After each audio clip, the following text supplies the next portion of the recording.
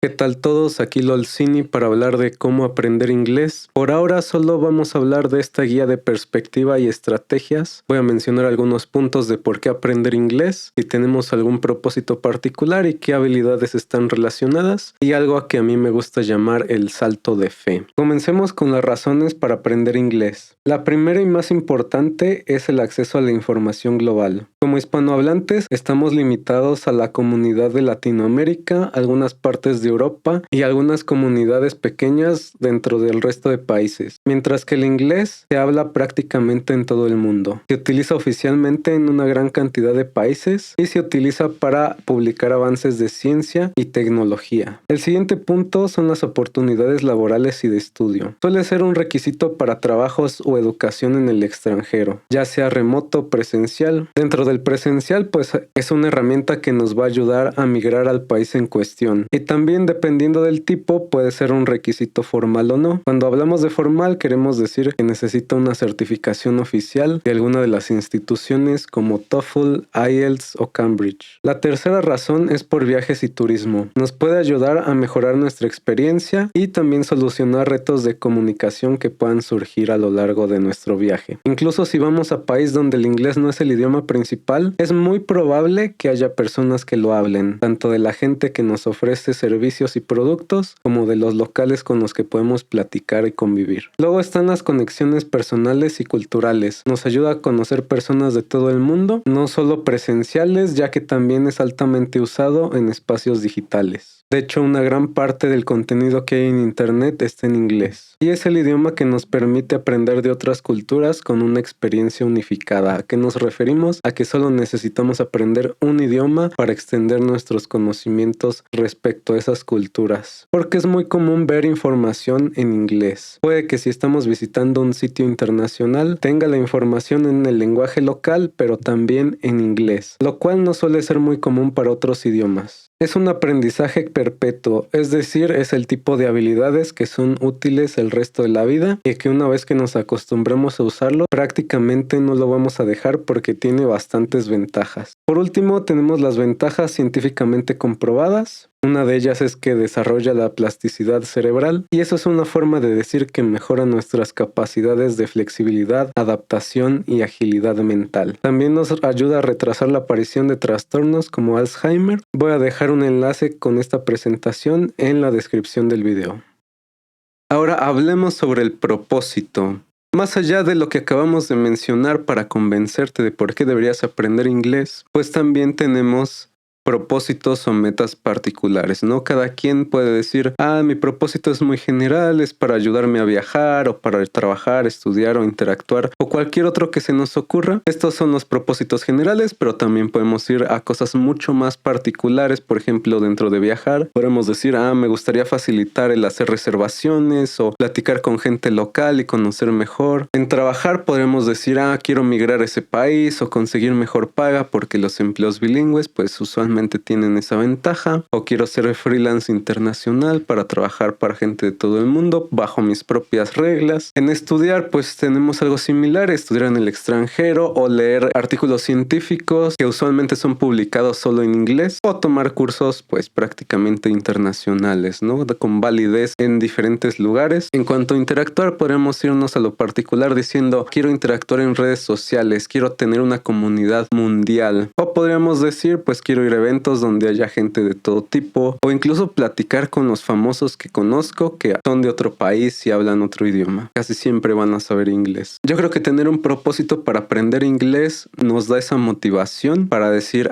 por esta razón lo quiero hacer, y seguramente nos puede ayudar a dar el empujoncito extra. Si no tenemos un propósito, está bien, no hay ningún problema. De hecho, hasta abajo de este diagrama tenemos una recomendación, pero vamos a hablar de las habilidades. Ahorita volvemos a esto del propósito. Existen 4 habilidades principales del lenguaje, ya las conocemos: leer, escribir, hablar y escuchar. A mí me gusta agruparlas en diferentes clasificaciones. En este caso tengo 2. La primera es por intención, donde dividimos a las habilidades en 2. Comprensión, es decir, absorber información, donde tenemos leer y escuchar. Y las habilidades de expresión, que sería producir información, donde tenemos escribir y hablar, ¿vale? Entonces esta es la clasificación de intención, y también tenemos la de contexto. En el contexto tenemos el formal, es decir, situaciones que requieren un lenguaje muy propio, con expresiones y frases bien organizadas, o podrían ser ensayos, cartas, correos formales, situaciones de esa naturaleza. Y también el contexto informal, que sería un poco más social, ¿no? En el formal pues tenemos leer y escribir, serían las habilidades principales, y en el informal escuchar y hablar. Estas clasificaciones son las que yo considero más relevantes para usos generales, es decir, para propósitos variados, aunque podríamos crear nuestra propia clasificación para un caso particular nuestro, que digamos, mira, yo tengo este propósito, entonces voy a crear este diagrama para dividir las habilidades. Dividirlas nos ayuda a darle cierta prioridad a algunas habilidades sobre otras. Entonces, por ejemplo, vamos a decir que una persona dice, quiero consumir información en inglés, porque por diferentes razones, ¿no? Quiere ver las noticias, enterarse de hechos globales, saber de las personas o famosos que lo inspiran, que le llaman la atención. Entonces decide ocupar el diagrama de la intención, donde divide las habilidades en comprensión y expresión, y se da cuenta que realmente consumir información no se trata de producirla, sino de que le llegue a esa persona. Entonces le va a dar prioridad a estas dos habilidades. Vamos a decir que persona B quiere estudiar en el extranjero, y por lo tanto el diagrama del contexto, donde la parte formal vamos a llamarla académica en este caso particular, porque sería estudiar, e informal, que sería lo social, pues vamos a decir que leer y escribir serían prioridad, porque tiene que estar constantemente leyendo libros, investigaciones, haciendo todas estas tareas, y por lo tanto produciendo ensayos y otro tipo de material académico, a diferencia de socializar, que genuinamente se va a ocupar. Es decir, cuando viajas a otro país no es como que te quedes aislado, tienes que estar sobreviviendo, tienes que ocupar lo mínimo para hacer tus tareas del día a día, pero como la intención principal es estudiar, pues puede que a esta persona le sirva más este modelo. Si aún no tenemos un propósito y no entendemos cómo dividir, o no queremos hacer un nuevo diagrama para hacer ese análisis, pues la recomendación principal es utilizar este de intención, dándole prioridad a la comprensión, que sería leer y escuchar. ¿Por qué? Porque son habilidades pasivas, es decir, no requieren generar nueva información, no requieren un esfuerzo extra, solo que pongamos atención suficiente al momento de leer y escuchar, y aprender un poco a través de la imitación, a través de la repetición, a diferencia de las habilidades activas como escribir o hablar, donde requieren ese esfuerzo extra para generar nueva información, requieren nuestra interacción. Entonces nos va a ayudar muchísimo más a darle 80% de nuestro tiempo a estas habilidades, y el restante pues podría ser para las demás. Ahora vámonos a las estrategias que yo considero más importantes al momento de aprender inglés, porque son las que escalan nuestra curva de aprendizaje de una manera exagerada. A este paso yo le llamo el salto de fe, porque es forzarnos a la inmersión, es decir, obligarnos a estar en contacto con el idioma como tal. Y esta parte me gusta comenzarla con la pregunta, ¿cómo aprendemos español? Sí, seguramente leer y escribir lo aprendemos en la escuela, pero todo lo demás, es decir, el resto de años, el resto de tiempo, ¿cómo es que adquirimos nuevas palabras, nuevas expresiones? La verdad es que gran parte de eso depende de nuestro entorno. Incluso el acento que tenemos depende de cómo fuimos moldeados para tener esa forma de hablar. Lo mismo va a pasar con otros idiomas. Es el tipo de cosas que absorbemos de nuestro alrededor. Entonces, aquí tengo una lista de diferentes estrategias que nos van a ayudar a adquirir este idioma. Van de la mejor hacia la que yo considero peor, que sería ir a clases, que sí funciona, solo que la curva de aprendizaje es muy lenta. De hecho, lo vamos a ver. Aquí están las diferentes curvas de aprendizaje. La de hasta arriba pues sería esta, ¿no? Vamos a empezar. La primera es la interacción directa. ¿A qué se refiere con eso? A participar en un entorno orgánico, es decir, un entorno donde haya gente que hable el idioma como tal, ¿no? Con esa naturalidad. Y casi siempre va a ser mudarnos a un país donde hagan eso, donde sea el idioma oficial o donde sea usado ampliamente. Como esta estrategia es bastante extrema, un poco exagerada, pues la mayoría de nosotros no vamos a tener la oportunidad de utilizarla. Es decir, no es tan fácil mudarse de un país a otro solo para aprender un idioma. Quizás si tenemos otras razones podría ser, pero fuera de esto la mayoría de la gente no lo va a utilizar. Entonces vamos a tener que optar por otra opción. La siguiente opción es simular interacción directa, es decir, no me puedo mudar a un país donde hablen el idioma, pero sí puedo participar activamente en comunidades donde lo hagan, ya sea presenciales o digitales. Dentro de lo presencial, pues sería encontrar grupos de gente que ya lo ocupa en su día a día, de gente que quizás es de otro país o incluso de grupos de estudio. Del lado digital es un poco más sencillo porque gran parte del internet está basado en ese idioma para compartir lo que sea que comparta.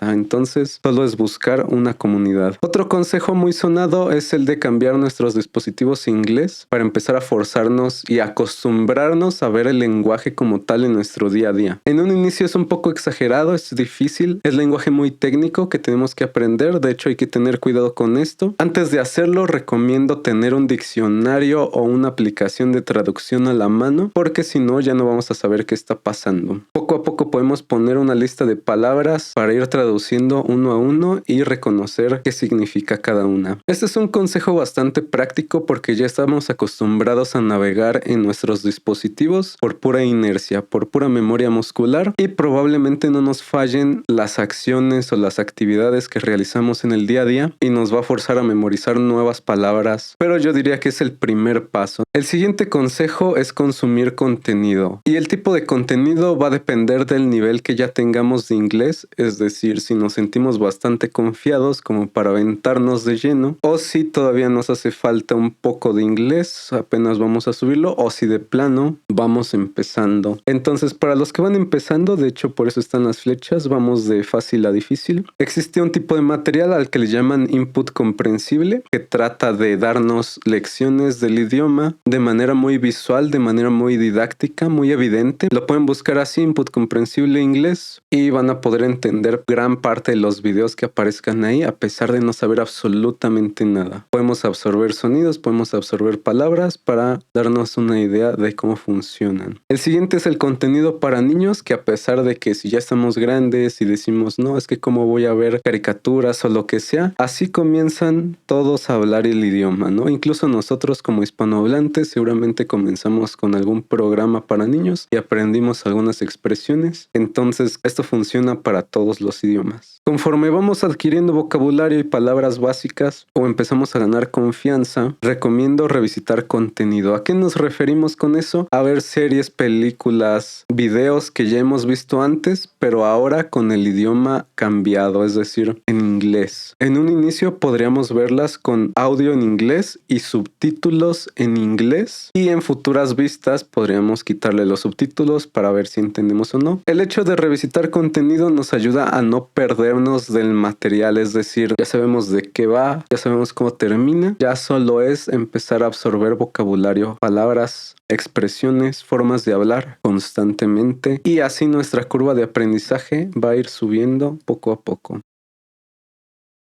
Y ya el nivel difícil, o para los más confiados, es consumir de todo. No solo videos y series, películas, también libros, música, podcasts. Entonces ahí es donde la curva de aprendizaje va a aumentar. El siguiente, que yo lo pongo a la par junto con ir a clases, son las aplicaciones de idiomas. Aunque en realidad existen una gran cantidad de temáticas o de formas de cómo funcionan las aplicaciones, por ejemplo, las que te dan frases o vocabulario constantemente para que las aprendas a pura repetición. Están aplicaciones que tienen como función ser traductores o diccionarios. Platicar con la inteligencia artificial para que te enseñe inglés también podría funcionar. Hay aplicaciones que son como de tutoría directa, y hay aplicaciones que son de práctica, es decir, ponen a diferentes personas que quieren aprender el mismo idioma a conversar entre sí, o incluso hay algunas donde ponen a un nativo de inglés, un nativo de español, y que se enseñen los idiomas mutuamente, ¿no? Lamentablemente muchas de estas opciones son de paga o tener funcionalidades como más avanzadas o que nos ayuden a mejorar nuestro nivel más rápidamente, pues vamos a tener que pagar por ellas, y por eso los pongo junto con ir a clases. Ir a clases, dependiendo de nuestro nivel, puede que tengamos que pagar. Si estamos en la escuela, puede que ya sean parte del currículum, pero desde mi punto de vista no son tan buenas porque seguimos el aprendizaje como si fueran fórmulas de matemáticas, ¿no? Ahora sí que la gramática es todas estas estructuras, aprenderlas, ver en dónde poner las diferentes palabras o tipos de palabras. Incluso nos enseñan conversaciones del libro de texto que en la vida real difícilmente vamos a encontrar, ¿no? Expresiones que son muy robóticas, si lo queremos ver así. E incluso vamos a compararlo con el español. ¿Cuándo fue la última vez que aprendimos algo de español en clases y que lo usáramos directamente? Que dijeran, mira, sí me acuerdo de esta lección y lo voy a utilizar en este momento. Entonces, con el inglés o con cualquier otro idioma es lo mismo. Desde mi punto de vista, es de los métodos menos eficientes y por eso su curva de aprendizaje se ve así de plana. Incluso pasar más tiempo en apps podría resultar un poco más beneficioso. Todo depende de cómo sea el resto de nuestro proceso y de cuánto tiempo pasemos en ellas. Pero para aprender el idioma, para concentrarnos en ese aspecto, yo lo pondría hasta abajo. En cuanto a aplicaciones, está ligeramente encima porque lo podemos hacer en el momento en el que nosotros deseemos y podemos evitar pagar. Pero en realidad, en cuanto a aprender el idioma, no tiene mucha diferencia. Me concentraría en estas dos alternativas, ya que la primera es bastante exagerada y las últimas dos no digo que no las hagan, de hecho pueden complementar, pero esto es lo que nos va a dar la mayor parte del nivel que necesitamos. En otro video estaremos hablando de planes generales y particulares dependiendo del nivel que ya tengamos, porque puede haber gente que nada más le falta ese empujón para conseguir el nivel nativo y va a haber gente que empiece completamente desde cero y no se sienta confiado y no le vea el uso, etcétera, etcétera. Entonces, de eso hablaremos en otro video. Por ahora, me gustaría decir que si ya están en un nivel donde tienen el vocabulario básico y las frases más sencillas, comiencen a tomar estas medidas y verán que su nivel va a aumentar mucho más rápido de lo que creían.